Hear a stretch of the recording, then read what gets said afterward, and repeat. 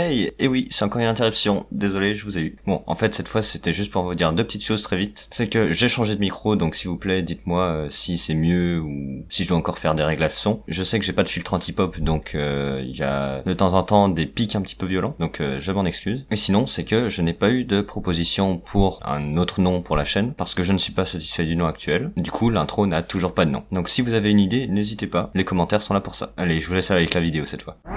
Bonjour, c'est Dafox. Aujourd'hui, on voit les barres anti-roulis. Alors, une barre anti-roulis, c'est quoi? À quoi ça sert? On va voir ça. Alors, une barre anti-roulis, c'est quoi? Eh bien, comme son nom l'indique, c'est une barre. Ouais, bon ok, je pouvais pas faire plus simple. Trêve de plaisanterie. En fait, c'est une barre de torsion qui va lier deux roues d'un train roulant. C'est-à-dire que c'est une barre qui va pouvoir se tordre, qui va relier votre roue avant droite et votre roue avant gauche. Et là, vous me direz, ouais mais si on a deux combinés, si on a deux amortisseurs, un par roue, c'est bien que ça sert à quelque chose, non? Et justement, c'est là où je vais vous expliquer le fonctionnement, et son utilité du coup. Alors, pourquoi est-ce qu'on a eu l'idée de mettre une barre qui va, ok, se déformer, mais qui relie les moyeux, là, les portes fusées des deux roues opposées sur une voiture? En fait, la barre anti-roulis, ça répond à un souci, principalement, bien sûr, qui est le souci du tangage, ou du roulis, enfin, vous appelez ça comme vous voulez. Alors, pourquoi une voiture tangue?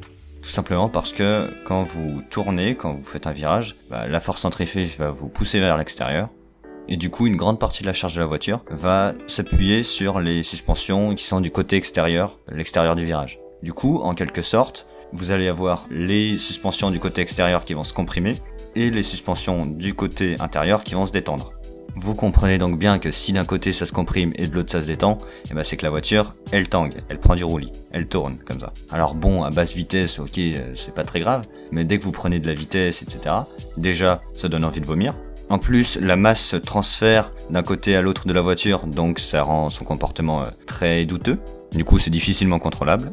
Et du coup, il y a les suspensions extérieures qui sont overload, qui sont surchargées et qui remplissent mal leur travail. Ça voudrait dire qu'il faudrait les dimensionner plus fortes, plus dures, juste pour ce problème.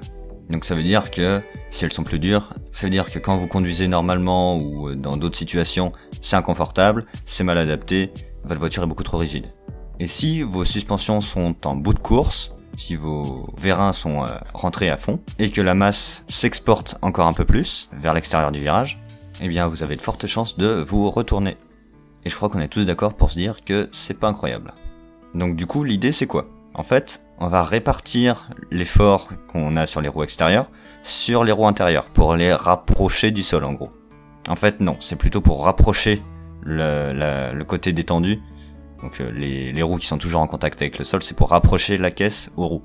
Hop là, petit rapprochement avec les référentiels, vous avez vu. Question de point de vue, tout ça. Alors, le souci, bien sûr, c'est que si on a une barre trop rigide, donc imaginons qu'elle est infiniment rigide, eh bien, en fait, ça sert à rien d'avoir deux suspensions différentes, donc une suspension par roue, simplement parce que tout va bouger ensemble, en fait. Et là, vous me direz, ouais, du coup, ça sert à rien, ton truc. Je serai pas là où vous faire une vidéo sinon.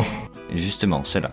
Il faut trouver par rapport à toutes les conditions, donc l'utilisation, la masse de la voiture et d'autres paramètres, comme le carrossage de vos roues, ou alors si vos suspensions sont dures ou souples, eh bien on peut donc dimensionner une barre anti-roulis suivant son élasticité pour qu'elle transfère suffisamment de force pour éviter que la voiture se retourne, pour qu'elle reste relativement plate, droite, mais que les roues soient le plus longtemps possible en contact avec le sol. C'est-à-dire avoir un transfert de masse plus prévisible, plus sûr, tout en gardant une bonne liaison au sol. Et forcément, comme je l'ai dit tout à l'heure, il faut dimensionner sa raideur en fonction de l'utilisation. Et c'est là qu'on vient à la partie réglage, avec mon avis personnel sur les réglages pour du drift et de la piste. Pour le drift, on veut une voiture qui puisse glisser, mais qu'on puisse prédire le transfert de masse, et que l'avant, pour une propulsion en tout cas, glisse le moins possible. C'est pourquoi pour garder un contact avec la route le plus important possible, mais que la voiture puisse quand même tanguer, surtout avec un moteur en position centrale avant, ou en position, à l'avant tout court, on va mettre une barre anti-roulis plus souple à l'avant qu'à l'arrière, et au contraire à l'arrière pour garder un contrôle sur le transfert de masse, surtout à l'arrière qui est donc la partie de la voiture qui va le plus chasser, le plus bouger, on va mettre une barre anti-roulis très rigide. Et du coup, vous me voyez venir, pour la piste, c'est tout l'inverse. Surtout sur une propulsion. En effet, avoir un train avant beaucoup plus rigide va permettre de mieux rentrer dans les virages, d'avoir beaucoup plus de contrôle, Et le train arrière, du coup, aura beaucoup de contact avec le sol, donc chassera très tard, mais par contre, quand il va chasser, ce sera difficilement contrôlable. De plus, avoir les roues très indépendantes à l'arrière va permettre que, pour les propulsions particulièrement, vous pourrez réaccélérer un petit peu plus tôt, car vos roues arrière auront beaucoup de grip par rapport à un setup où vous auriez une barre anti-roulis à l'arrière beaucoup plus rigide. En effet, vu qu'elles sont indépendantes, elles peuvent plus facilement s'adapter au terrain, indépendamment bien sûr. Après, on m'avait demandé aussi pour les réglages en rallye, cherchez pas, c'est pas dans les commentaires, mais on me l'avait demandé. Et du coup, le problème du rallye, c'est que ça dépend de la surface en fait, et beaucoup de votre style de pilotage. Si vous avez peu de grip, ça veut dire que votre voiture va souvent glisser, donc il vaut mieux peut-être se rapprocher plutôt d'un setup de drift pour pouvoir rattraper facilement la voiture. Et à l'inverse, si vous êtes sur de l'asphalte qui est très propre, qui est quasiment une piste, mais sans toutes les infrastructures, etc., et qui fait pas un cercle, ou enfin qui fait pas une boucle en tout cas, à ce moment-là, vous pourrez un peu plus vous rapprocher d'un setup de piste. Voilà, je pense avoir tout dit, donc n'hésitez pas à vous abonner, à liker, à commenter, commentez beaucoup s'il vous plaît, parce que c'est ce qui me permet d'améliorer mes vidéos, et puis de savoir si ça plaît. Et sur ce, je vous dis à plus.